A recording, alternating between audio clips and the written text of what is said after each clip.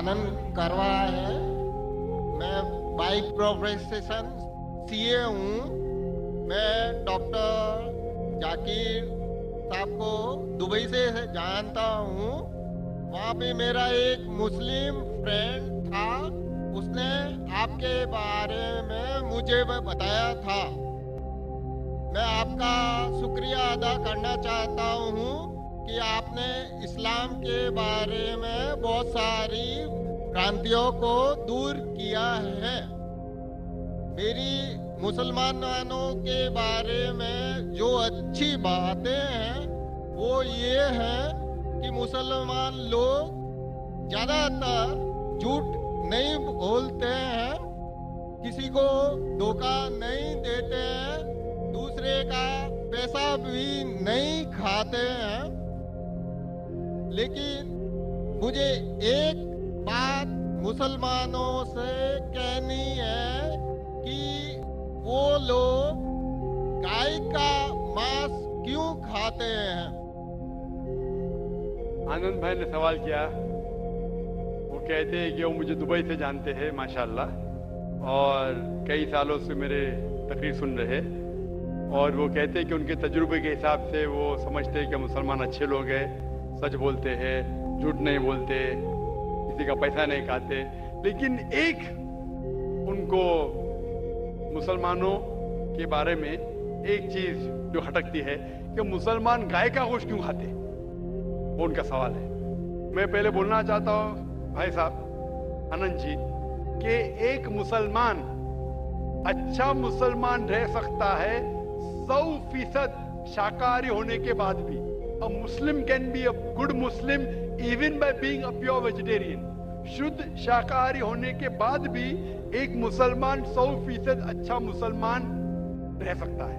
लेकिन क्योंकि अल्लाह सुब्हानहू व तआला हमारा रब, हमारा खालिक, कुरान मजीद में अल्लाह ताला फरमाते हैं, सूरह माइदा में सूरह नंबर 5 आयत नंबर 1 में अल्लाह ताला फरमाते कि आप उन 4 पायों जानवरों का गोश्त खा सकते हैं जिनकी हमने इजाजत दी है।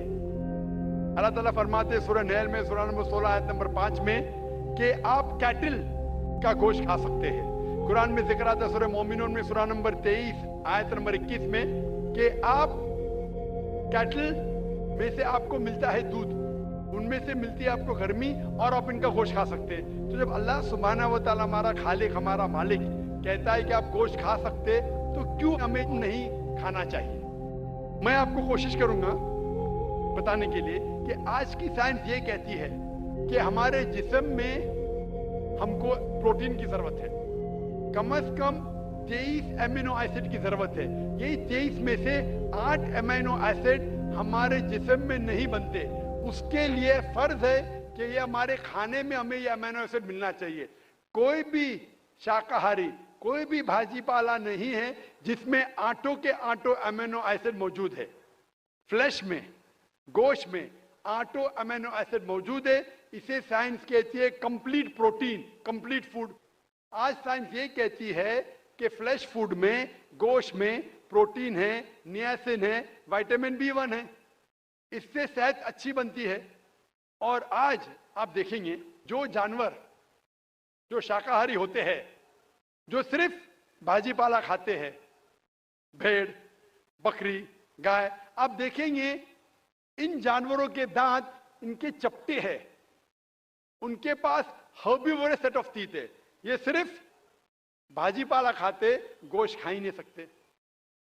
जब आप देखेंगे मांसाहारी जानवर के दांत, शेर बब्बर, चीता, उनके नोकीली दांत होते हैं।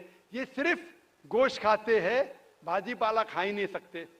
जब आप अपने दांत आईने में देखेंगे तो भगवान ने, ईश्वर ने, हमारे खालिक ने हमें दोनों दांत दिया है, चपटे दांत भी दिया है और नोकीले दांत भी दिया है। अगर हमारा ईश्वर चाहता था कि हम सिर्फ भाजी पाला खाए तो ये नोकीले दांत क्यों दिया?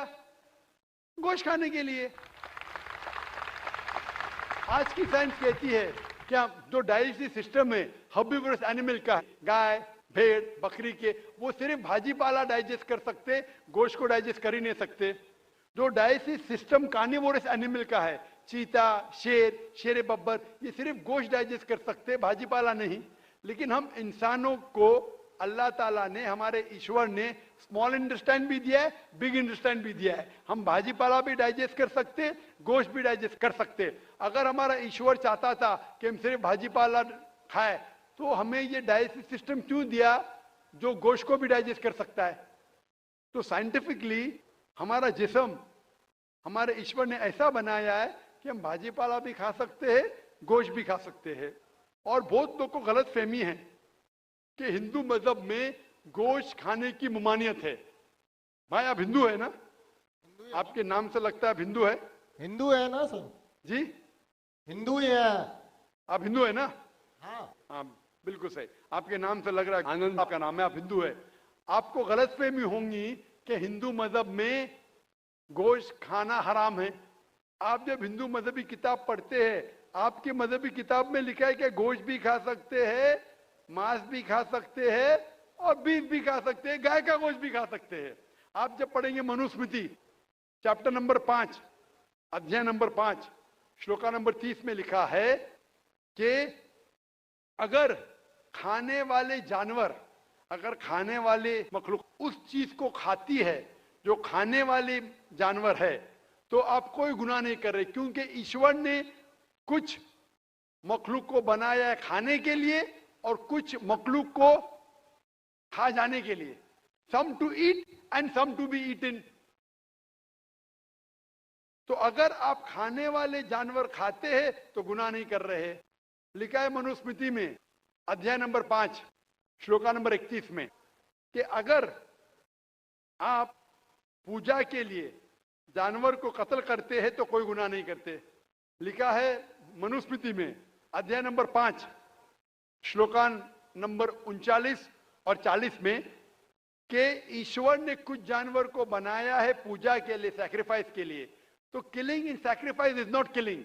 तो कत्ल करना पूजा में कत्ल नहीं है। तो मनुस्मृति के मुताबिक आप गोश्त खा सकते हैं। फिर आप जब मुताला करेंगे महाभारत का, महाभारत में अनुशासन पर्व में अध्याय नंबर 88 में युधिष्ठिर, पांडव के 5 भाई थे, आपने युधिष्ठिर का नाम तो सुना होगा। युधिष्ठिर जो पांडव के 5 भाई थे, युधिष्ठिर पांडव में सबसे बड़ा भाई था। वो पूछता है भीष्म से कि हम यज्ञ में, पूजा में क्या खाना दे ताकि हमारे परदादा खुश होंगे। तो भीष्म कहता है अगर हम यज्ञ में, पूजा में चावल, बार्ली, सेब, भाजी पाला देंगे तो हमारे परदादा 1 महीने के लिए संतुष्ट रहेंगे। अगर हम मछली देंगे तो 2 महीने के लिए, अगर गोश्त देंगे 3 महीने के लिए, अगर खरगोश देंगे तो 4 महीने के लिए, अगर बकरी देंगे तो 5 महीने के लिए, अगर सुअर देंगे तो 6 महीने के लिए, अगर परिंदा देंगे तो 7 महीने के लिए, अगर हिरन देंगे तो 8 महीने के लिए, अगर बैल देंगे तो 11 महीने के लिए, अगर गाय देंगे तो पूरे 1 साल के लिए हमारे परदादा संतुष्ट रहेंगे। 1 साल। क्या दूध की बात कर रहे हैं सर? आप बफेलो देंगे, बफेलो तो 12 साल के लिए, अगर राइनोसरस देंगे या रेड मीट, लाल गोश्त, तो हमारे परदादा हमेशा के लिए संतुष्ट रहेंगे। पूरा मेन्यू है महाभारत में, हिंदू किताब में पूरा मेन्यू है। क्या चाहते हैं? भाजी पाला, मछली, गोश्त, खरगोश, हिरन, बीफ, बड़े का छोटे का सब है। आप अगर वेद पढ़ेंगे, वेद में भी लिखा है कि संत और साधु गोश्त खाते थे, गाय का गोश्त भी खाते थे। फिर आप क्यों कहते हैं कि गोश्त खाना हराम है? क्योंकि बहुत से हिंदू लोग बाकी मजाहिब से प्रसन्न हुए। मजहब से प्रसन्न होने के बाद कुछ मजहब मानते अहिंसा में, और वो समझते हैं कि जानवर को कत्ल करना गुनाह है। क्यों? क्योंकि जानवर में जान है, बाजी पाला में जान नहीं है, पेड़ पौधों में जान नहीं, इसलिए बाजी पाला खाना गलत नहीं है, लेकिन जानवर खाना गलत है। आज साइंस तरक्की कर चुका है और हम जानते हैं कि पेड़ पौधों में भी जान है।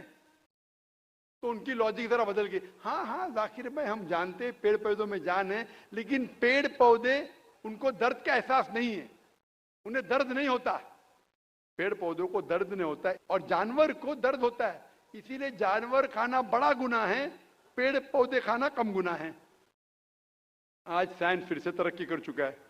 तरक्की करने के बाद अब साइंस ये कहती है कि पेड़ पौधों को भी दर्द होता है, लेकिन उनकी दर्द की आवाज आपको सुनाई नहीं देती। हम इंसान सिर्फ 20 साइकिल्स और 20,000 साइकिल्स के दरमियान फ्रीक्वेंसी में सुन सकते, इसके नीचे इसके ऊपर नहीं सुन सकते। वो चीखते हैं लेकिन हमें उनकी आवाज सुनाई नहीं देती। तो एक शख्स ने मुझसे सबसे ज्यादा बहस किया और कहा कि जाकिर भाई, मैं मानता हूं कि पेड़ पौधों में जान है, पेड़ पौधे को दर्द होता है, लेकिन पेड़ पौधों में सिर्फ 2 या 3 सेंसेस है, जानवरों में 5 सेंसेस है, इसलिए जानवर का कत्ल करना बड़ा गुनाह है।